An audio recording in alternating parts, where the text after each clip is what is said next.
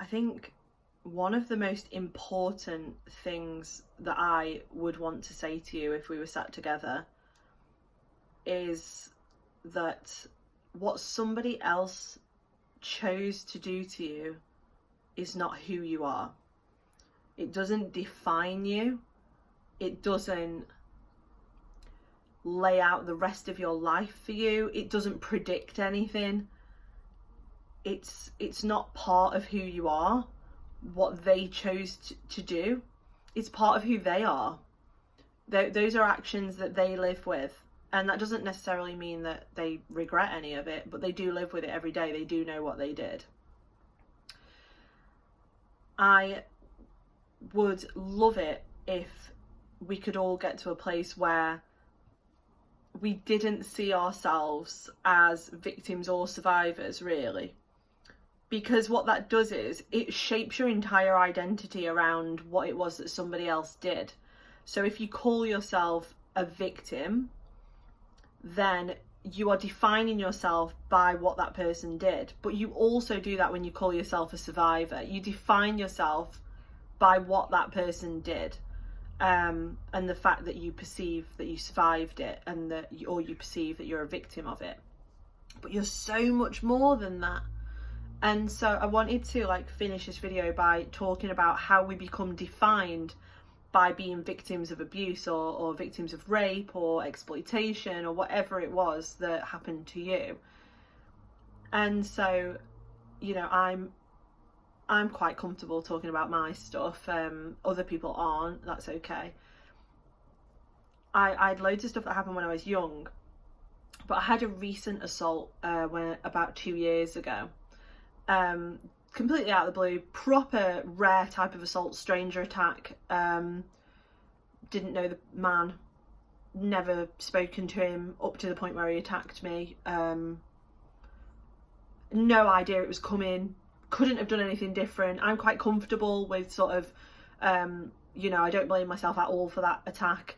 And so the context was that I'd been out, ironically, I'd been out celebrating my work around victim blaming sexual violence. I got out for dinner, and then we'd had some wine with the dinner, and then we decided to walk up to a taxi rank, and there was one other woman with me. And so we'd walked up to the taxi rank. On the way to the taxi rank, she was like, "Oh my god, this is an amazing bar and this plays amazing music. We should stay in here 10 minutes and then we'll get a taxi." And I was like, you know where this is going. And so I was like, I really don't want to. I want to just get in the taxi and go home. And she's like, no, we should definitely go in there. It's so much fun. Music's great. And it was about 10 o'clock, 11 o'clock, maybe, probably more like 10ish, 10:30. And we went in, and there was quite a lot of people in there. It's quite a small bar. And we weren't there long at all, maybe 5 or 10 minutes, and a man started cracking onto us basically. And you do the sort of, "Oh, I'm not interested, mate, thanks," and then you sort of try and ignore them, but he wasn't taking no for an answer. And he sort of targeted one by one. So he was sort of talking to my friend and targeting her, and then he was switching and talking to me and targeting me, and we were both sort of going, "Look, go away," we're not interested. He was way bigger than both of us. I'm, sort of 5'6". My friend is smaller than me. And that guy was 6 foot easily, so much bigger than us. And he was sort of really getting in our space and trying to touch us, putting his arm around us and things like that. And he'd been told maybe 7 or 8 times, "Go away, we're not interested." And he was not taking that at all. Anyway, he sort of long story short, he basically grabbed hold of me, pinned me with one arm. He had his one arm around my entire waist, and there was nothing I could do to get away from him.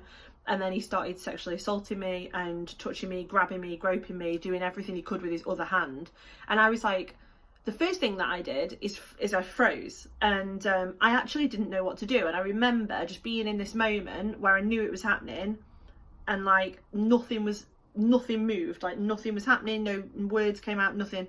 And then the next thing that happened for some reason was this like massive rage just poured through me, and I fought him really seriously. I pulled all the muscles in my wrist, I pulled all the muscles in my fingers from punching him, I pulled all the muscles in the back of my head from sort of like yanking myself free, and I managed to get him off somehow, and I went home straight away. I was immensely upset, spent about 3 days having sort of like, you know, physiological trauma responses. I kept having like sensation type memories where I could feel everything that had happened and stuff, and the bouncers in the club were horrific, and I ran to them and told them straight away what had happened, and he laughed in my face and said that I was making it up and I was going to ruin this man's birthday. Didn't even know it was his birthday. And yeah, I spent a few days really sort of reacting to it, but that was on the third day I had this like epiphany about this defining ourselves as a victim. And that was because on the third day, because I had to go back to work, I had a telephone meeting with a local authority who were talking to me about their CSE approaches, and they were talking to me about how they were basically calling children CSE cases and they're CSE victims and they're vulnerable and they're risk taking and stuff like that. And I challenged them on the phone like I normally do, but I'd got sort of out of that phone call and I was in my office, I remember, and I remember thinking, I would hate to be called a sexual assault case like they call those kids CSE cases, because what it does then is it's defined that child as just a CSE case. Oh, there's that kid that gets sexually exploited. Like, what else? What about their hobbies and their friends and what they like and what they don't like and what they're good at and what they're bad at, and, you know, like this whole kid. But they're just a CSE case now, aren't they? Because all we see is their victimhood. That's all that is. Their identity becomes they're this CSE case. And it was the way this local authority was talking to me on the phone flippantly about them being CSE cases that like, I guess I come off the phone and was like, yeah, they, you know, imagine if I got defined like that. So, you know, 3 days prior I'd been sexually assaulted and been, you know, and fought this man off, and I was still injured from that when I took that phone call. And I remembered thinking, you know, am I just a sexual assault case to them?